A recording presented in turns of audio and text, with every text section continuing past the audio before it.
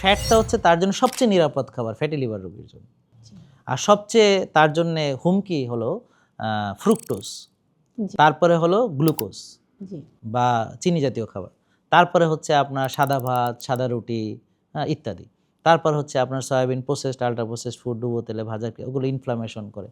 তো এখন ডাক্তার বা পুষ্টিবিদ যেই হোক ফ্যাটি লিভার রোগী গেলে ওই সেই সাদা ভাতই কম করে খেতে বলবে, ওই সেই সয়াবিন তেলই অল্প করে খেতে বলবে, ওই সেই সাদা রুটি অল্প করে খেতে বলবে, কুসুমটা ফালাই দিতে বলবে। অথচ কুসুমের ইনসুলিন রেসপন্স হচ্ছে সবচেয়ে কম।